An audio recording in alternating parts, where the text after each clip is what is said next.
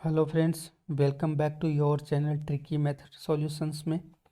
आज हम डिस्कस करते हैं मध्यकालीन इतिहास से संबंधित कुछ प्रश्न जो कि अपने आने वाली कोई भी एग्ज़ाम हो उनके लिए बहुत ही ज़्यादा महत्वपूर्ण है।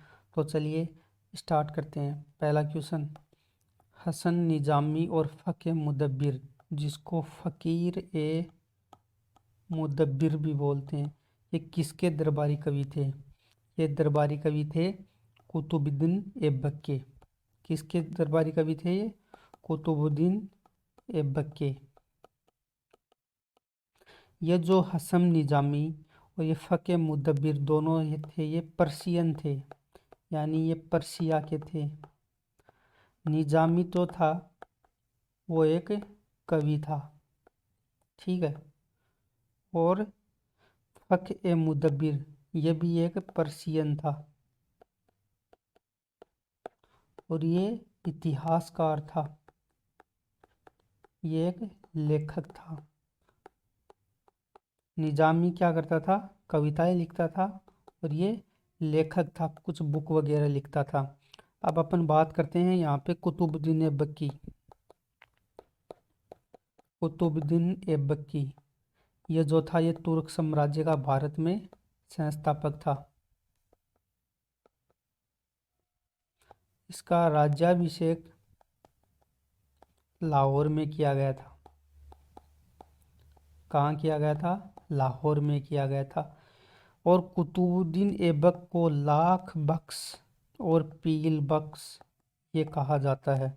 लाख बख्श और पील बख्श ये एग्जाम में पूछे हुए क्वेश्चन है। लाख बख्श और पील बख्श, पील बख्श का मतलब होता है जो हाथियों का दान करता हो, हाथियों का दान करता हो। और जो लाख बख्श होता है वो लाखों का दान करने वाला होता है, लाखों का दान करने वाला, ठीक है। अब कुतुबुद्दीन ऐबक है ना, इसने क्या किया? भारत में कुव्वत उल इस्लाम मस्जिद, कुव्वत उल इस्लाम मस्जिद जो भारत की पहली मस्जिद है, क्या है? पहली मस्जिद है। इसका निर्माण किसने करवाया था? कुतुबुद्दीन ऐबक ने करवाया था। अजमेर में 2.5 दिन का झोंपड़ा, अजमेर में 2.5 दिन का झोंपड़ा, 2.5 दिन का झोंपड़ा। ये एक संस्कृत स्कूल थी, पहले इसको तुड़वा करके 2.5 दिन के झोपड़े के रूप में परिवर्तित करवा दिया कुतुबुद्दीन ऐबक ने। और यहाँ 2.5 दिन के झोंपड़े पे पंजाब सा पीर का उर्स लगता 2.5 दिन का। पंजाब साहब जो पीर थे उनका उर्स लगता है 2.5 दिन का, इसलिए इसको 2.5 दिन का झोपड़ा बोलते हैं या 2.5 दिन का झोपड़ा बोलते हैं। ये वैसे मतलब ये ना 2.5 दिन में बन के तैयार हुई थी, इसलिए भी इसको बोलते हैं। और 2.5 दिन का यहाँ पे उर्स लगता है पंजाब सा पीर का। कुतुबुद्दीन ऐबक ऐसा शासक था जिसकी मृत्यु पोलो खेलते समय यानी चौगान खेलते समय हो गई थी। चौगान खेलते समय, कहाँ से? चौगान खेलते समय ये घोड़े से गिर गया था, घोड़े से गिरकर, घोड़े से गिरकर इसकी मृत्यु हो गई थी। चलिए अगला क्वेश्चन देखते हैं। मोहम्मद गोरी ने पहली बार भारत पर आक्रमण कब किया? मोहम्मद गोरी का जो आक्रमण था वो भारत में था 1175 में, ठीक है। पहला आक्रमण कब था? 1175 में। कहाँ किया? मुल्तान। उस टाइम का भारत और आज मुल्तान है पाकिस्तान में। तो जो भारत पर पहला आक्रमण था ये मुल्तान में किया इसने 1175 ईस्वी में। मोहम्मद गोरी है वो तसबानी वंश का शासक था, ठीक है। 1175 में पहली बार भारत में आक्रमण। 1181 और 1182 में ये तराइन का युद्ध करता है, ये तराइन का प्रथम युद्ध, और 82 में तराइन का द्वितीय युद्ध। तराइन के प्रथम युद्ध में यह हार जाता है, किससे? पृथ्वीराज चौहान से। पृथ्वीराज चौहान तरते जो कि उस समय अजमेर के शासक थे, ठीक है। और तराइन के द्वितीय युद्ध में जीत जाता है कौन, मोहम्मद गोरी, और मृत्यु हो जाती है पृथ्वीराज चौहान की। पृथ्वीराज चौहान की मृत्यु हो जाती है। और यहाँ पे इसके साथ पृथ्वीराज चौहान का एक कवि था चंद्रवरदाई, इस युद्ध में मौजूद था। ठीक है। अब ये जो मोहम्मद गोरी है, इसका एक वो था सेनापति जिसका नाम था बख्तियार खिलजी। बख्तियार खिलजी। ठीक है। उसने क्या किया, नालंदा और तक्षशिला जो विश्वविद्यालय थे, तक्षशिला, उनको नष्ट करवा दिया या तोड़ दिया या तोड़फोड़ कर दी। ठीक है, तोड़फोड़ कर दी। और ये जो नालंदा विश्वविद्यालय बनवाया किसने था, कुमार गुप्त ने। ठीक है। चलते हैं अगले क्वेश्चन की ओर। किसके काल को मुगल चित्रकला का स्वर्ण काल कहा जाता है। जहांगीर के काल को मुगल कला का, जहांगीर के काल को, जहांगीर के काल को मुगल चित्रकला का, मुगलों के समय चित्रकला का स्वर्ण काल कहते हैं। ठीक है। जहांगीर कौन था, अकबर का पुत्र था। और जो जहांगीर है, जहांगीर ने न्याय हेतु एक सोने की जंजीर अपनी महल के बाहर लगवाई थी। न्याय हेतु सोने की जंजीर लगवाई अपने महल के बाहर, जो लगभग लगभग 30 गज लंबी थी। ठीक है। इसके बाद में ये तो है चित्रकला का। और मुगलों में जो स्थापत्य कला का जो काल आता है, वो आता है शाहजहां के काल। दो प्रश्न आते हैं, एक तो कि भाई चित्रकला का स्वर्ण काल किसको कहते हैं, किसके समय को कहते हैं, और स्थापत्य कला का स्वर्ण काल किसके समय को कहते हैं। तो स्थापत्य कला शाहजहां के काल को कहते हैं, क्योंकि इसी समय लाल किला और ताजमहल का निर्माण हुआ था शाहजहां के काल में। तो शाहजहां के को कहते हैं स्थापत्य कला का, और चित्रकला का स्वर्ण काल कहते हैं जहांगीर के काल को। चलती है अगले क्वेश्चन की ओर। किसका काल मुगल वास्तुकला का स्वर्ण काल कहलाता है। तो अभी अभी अपने बात की, वास्तुकला का शाहजहां के काल को कहते हैं, और चित्रकला जहांगीर के काल को कहते हैं। क्योंकि शाहजहां के काल में देखो, आगरा में क्या बना, ताजमहल। आगरा में ताजमहल बना, दिल्ली में लाल किला बना, दिल्ली में ही जामा मस्जिद बनी, इसके बाद आगरा में एक मोती मस्जिद, आगरा में। तो ये जो इमारतें बनी हैं, ये सब शाहजहां के काल में बनी है। किसके काल में बनी है, शाहजहां के काल में।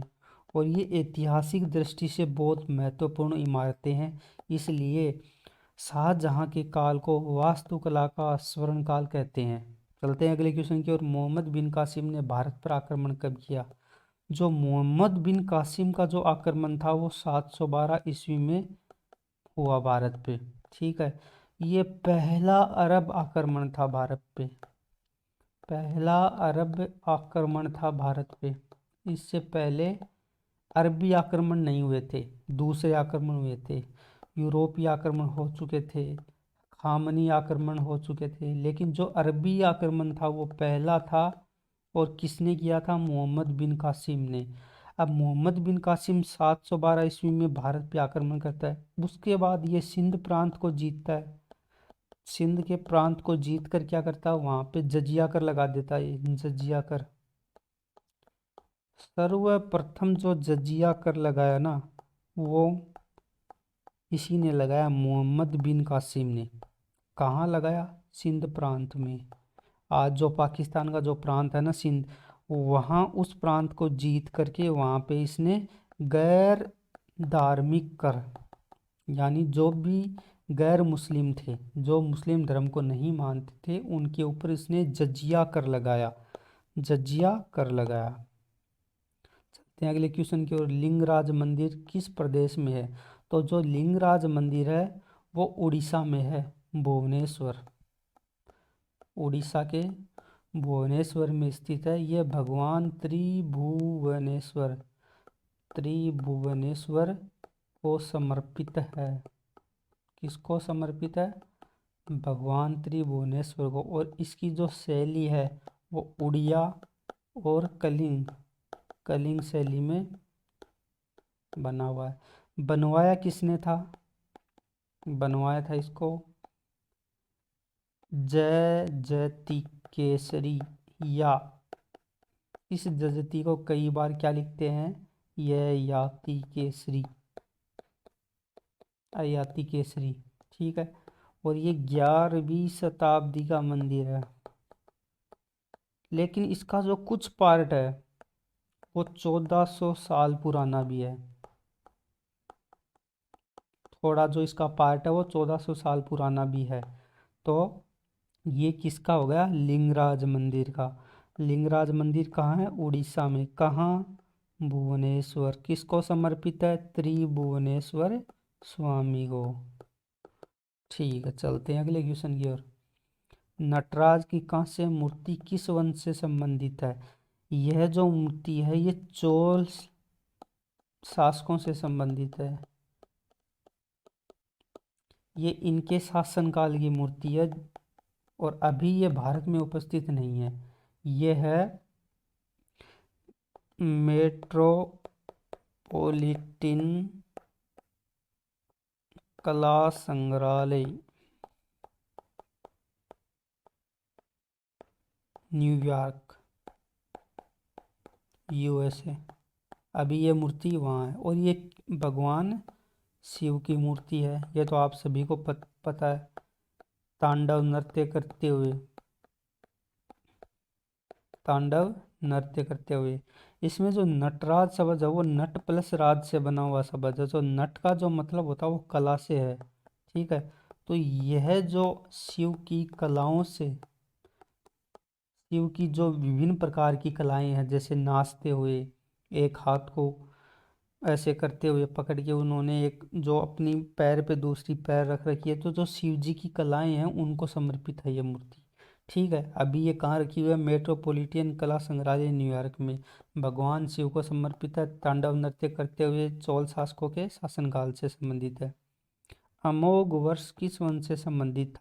जो अमोघ वर्ष थे वो एक राष्ट्रकूट से संबंधित थे। ठीक है। ये एक कर्नाटका का शासक थे, राष्ट्रकूट। ठीक है। और ये पहला शासक था अमोघ वर्ष। अमोघ है वर्ष। इसका जो कार्यकाल आता है वो 814 ईस्वी से 878 ईस्वी तक का आता है ना। 64 साल तक शासन किया रिकॉर्ड। बहुत लंबा शासन किया हुआ है इनके समय का ये। ठीक है। इसके बाद चलते हैं अगले क्वेश्चन की ओर। ब्रिटेन की रानी एलिजाबेथ प्रथम। अब जो एलिजाबेथ प्रथम था, इसका जो कार्यकाल है वो है 1558 से 1603 का। और इस समय भारत में शासन था अकबर का। इसीलिए 31 दिसंबर 1600 ईस्वी को जब ईस्ट इंडिया कंपनी की स्थापना हुई, ईस्ट इंडिया कंपनी की स्थापना हुई, तब भारत में किसका शासन था? ये क्वेश्चन भी आता है। अकबर का ही शासन था। तो वहां से एक चार्टर लेके चलता है कैप्टन हॉकिंस। कैप्टन हॉकिंस किसके नाम? अकबर के नाम का।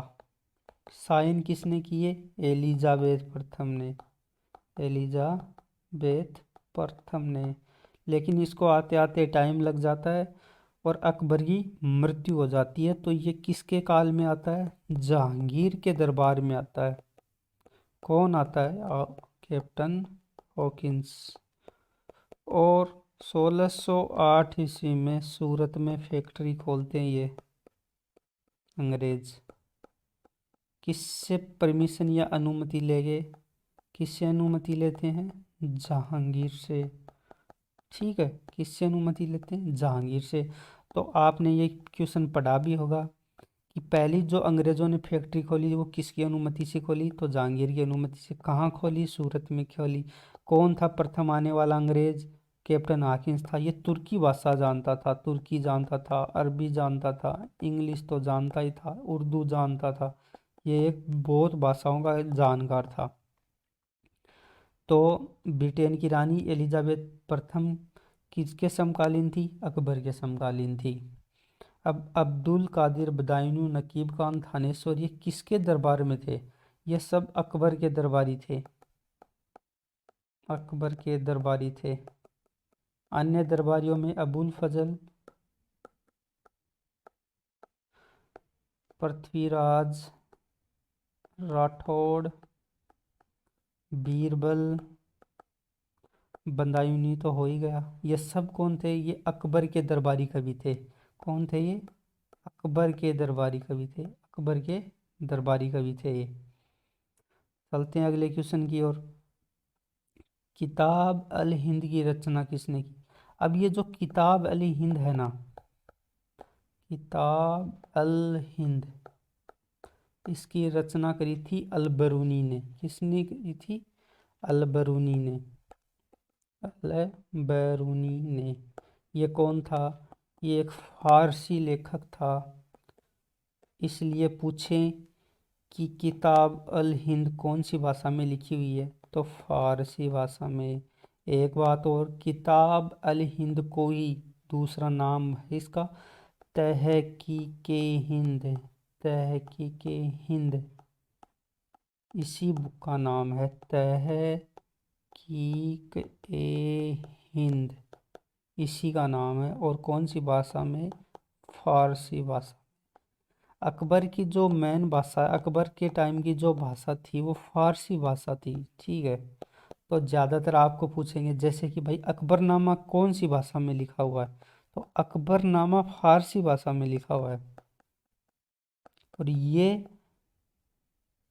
किताब उल हिंद, ये कौन सी भाषा में, फारसी भाषा में लिखी हुई है। चलते हैं अगले क्वेश्चन की ओर। किस सल्तनत काली राजा ने अपने अमीरों के बीच इजाज़त के बिना, उसकी इजाज़त के बिना दावतों त्योहारों आदि पे रोक लगा दी थी, तो ये था अलाउद्दीन खिलजी। ये पहला शासक था जो उलेमा वर्ग से स्वतंत्र होकर शासन किया था इसने। उलेमा क्या, इनके धर्मगुरु होते थे, ठीक है। और ये उस टाइम ज़्यादातर क्या है, जो इनका जो अफगानिस्तान और जो तुर्कमेनिस्तान उधर के इलाके में ये उलेमा वर्ग का वर्चस्व था। ये इनका सर्वोच्च धर्मगुरु होते थे उलेमा वर्ग होते। और उन्हीं से एक निकलता है इनका अमीर वर्ग, ठीक है, अमीर वर्ग। तो अलाउद्दीन खिलजी ने सबसे पहले इन पे रोक लगा दी कि मेरी इजाज़त के बिना कोई भी त्योहार दावत नहीं मनाएगा। अब अलाउद्दीन खिलजी एक महत्वपूर्ण शासक है क्योंकि इनके काल में बहुत सारे काम हुए। तो यहाँ पे देखते हैं अपन अलाउद्दीन खिलजी के बारे में, अलाउद्दीन खिलजी के बारे में, अलाउद्दीन खिलजी के बारे में देखते हैं। तो ये 1296 में शासक बना था अपने चाचा को मार करके। चाचा कौन था, जेके, जलालुद्दीन खिलजी, जलालुद्दीन खिलजी, जलालुद्दीन खिलजी था। तो 1296 में शासक बना और 1316 तक रहा। इसने एक बहुत महत्वपूर्ण क्वेश्चन आता है कि घोड़ों को दागने की प्रथा, घोड़ों को दागने की प्रथा और हुलिया, हुलिया प्रथा क्या थी, ये सैनिकों के लिए थी। यानी जो घोड़े थे इन पे इसने चिन्ह बनाए, कुछ साइन बनाए कि ये अपना घोड़ा है ना, मतलब एक मोहर टाइप की लगा दी उन पे। ऐसे ही इसने क्या, सैनिकों के लिए, कि कल को कोई सैनिक आता है अलाउद्दीन खिलजी के पास, तो ये क्या, एक उसका चित्र बनवा के रखता था। कैमरे तो थे नहीं लेकिन उनका चित्र बनवा के रखता था। फिर ये जो इनसे कोई मिलने आता तो उससे क्या, ये उस चित्र से उसका मिलान करता चेहरे का कि ये वही है। तो ये हुलिया प्रथा है, ठीक है। तो घोड़ों को दागने की प्रथा, हुलिया प्रथा। एक और चीज, बिस्वा, ये क्या, भूमि नापने का एक माप है, भूमि नापने का माप है, ठीक है, ये तीनों चीज़ें अलाउद्दीन खिलजी ने करी थी। ठीक है, और अलाउद्दीन खिलजी ने क्या क्या बनाया? अलाई दरवाज़ा, अलाई दरवाज़ा कहाँ? कुतुब मीनार से पहले, है ना। और शीरी फोर्ट इसी ने बनवाया, शीरी फोर्ट, हौज खास, जमात खान मस्जिद, ये जो है इसके काल में बनी हुई कुछ इमारतें हैं, है ना। तो ये सब हो गई अलाउद्दीन खिलजी के बारे में कुछ महत्वपूर्ण बातें। एक बात और, अमीर खुसरो इसी का दरबारी कवि था या लेखक था। अमीर खुसरो जिसने सितार का आविष्कार किया था, सितार का आविष्कार अमीर खुसरो ने किया था। तो ये जो है अमीर खुसरो किसका दरबारी था? ये अलाउद्दीन खिलजी का ही था। अलाउद्दीन खिलजी को दूसरा सिकंदर भी कहा जाता है, दूसरा सिकंदर, क्योंकि इसने सिकंदर ए सानी, सिकंदर ए सानी की उपाधि धारण की थी। ठीक है, तो इसका आंसर क्या हो जाएगा? अलाउद्दीन खिलजी। चलते हैं, अलाई दरवाज़ा किसने बनवाया था? ये एक्के ने बनवाया था, अलाउद्दीन खिलजी ने। कुतुब मीनार के लिए, कुतुब मीनार उसका प्रवेश द्वार है ये अपन ने पीछे अभी अभी डिस्कस कर लिया। इसके बाद आया बाबर। बाबर ने भारत का सबसे शक्तिशाली राजा किसे बताया? बाबर ने अपनी आत्मकथा लिखी है तुजुक ए बाबरी, तुजुक ए बाबरी। ठीक है, तुजुक ए बाबरी लिखी कौन सी भाषा में? तुर्की भाषा में लिखी है। अब इसने अपनी बुक में दो जनों का, एक तो राणा सांगा और एक कृष्ण देव राय, इनका जिक्र किया। कृष्ण देव राय को इसने पूरे भारत का सबसे शक्तिशाली राजा कहा, किसको? कृष्ण देव राय को। लेकिन सांगा का भी जिक्र किया इसने। सांगा को क्या कहा है कि पूरे उत्तर भारत में ऐसा कोई भी शासक नहीं है, पूरे उत्तर भारत में कोई भी शासक नहीं है जो राणा सांगा का मुकाबला कर सके। यानी इसने बहुत ही ज़्यादा उसको शक्तिशाली राजा बताया है, क्योंकि खानवा का युद्ध हुआ था राणा सांगा और बाबर के बीच में। इसमें राणा सांगा हार जाता और बाबर जीत जाता, लेकिन उससे पहले एक बयाना का युद्ध होता छोटा सा। उसमें राणा सांगा की सेना ने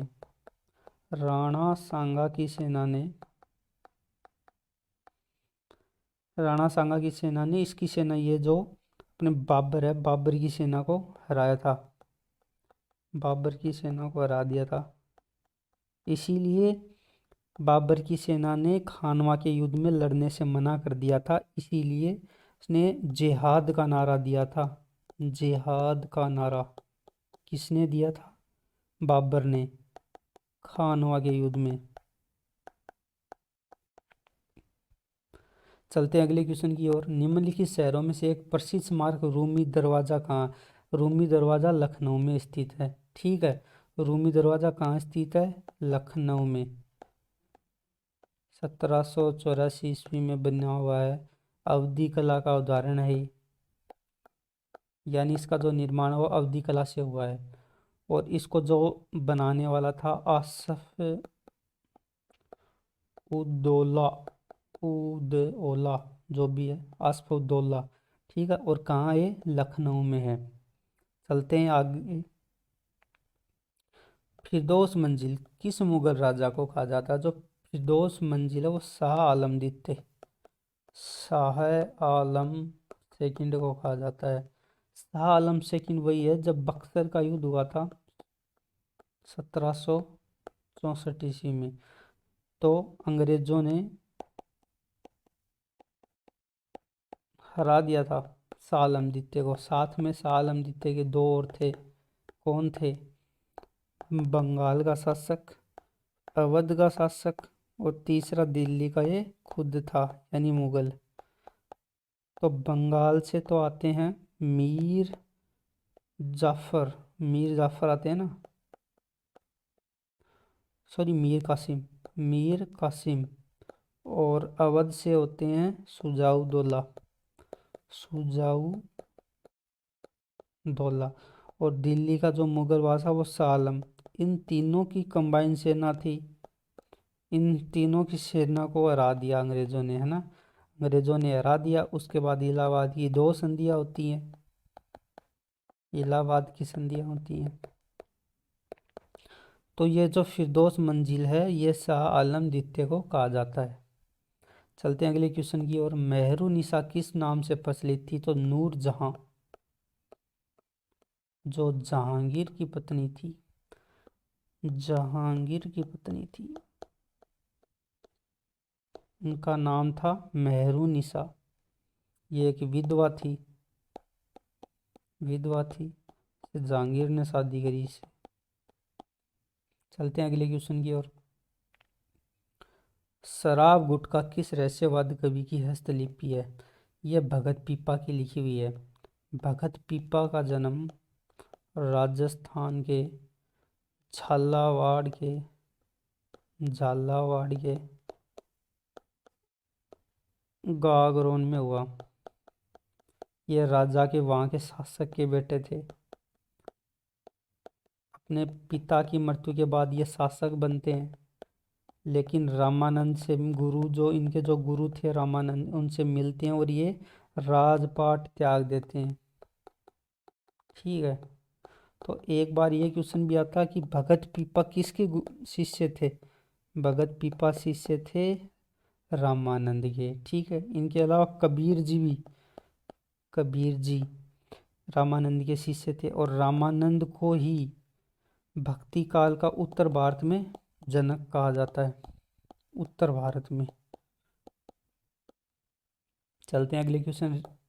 और कबीर किसके शिष्य थे? तो अपन ने अभी डिस्कस किया, रामानंद के शिष्य थे। तो कबीर किसके सदस्य शिष्य थे? रामानंद के। अकबरनामा किस भाषा में? ये अपन ने पहले ही डिस्कस कर लिया है कि अकबर की जो आत्मकथा है खुद नहीं लिखी है इसने, अबुल फजल ने लिखी है। किसने लिखी है? अबुल फजल ने। इनकी भाषा क्या थी? फारसी। अब देखना, बाबर ने जो अपनी आत्मकथा लिखी है तुजुक ए बाबरी, खुद लिखी है क्योंकि पढ़ा हुआ था। अकबर तो पढ़ा हुआ ही नहीं था, तो अकबर तो खुद लिखेगा नहीं। अकबर अनपढ़ था। अलाउद्दीन खिलजी भी अनपढ़ था। तो अकबर की जो आत्मकथा वो किसने लिखी? अबुल फजल ने। कौन सी भाषा में लिखी? फारसी भाषा में। तो फ्रेंड्स ये था आज के लिए। प्लीज़ यदि आपको वीडियो अच्छा लगा हो तो चैनल को सब्सक्राइब कर लेना।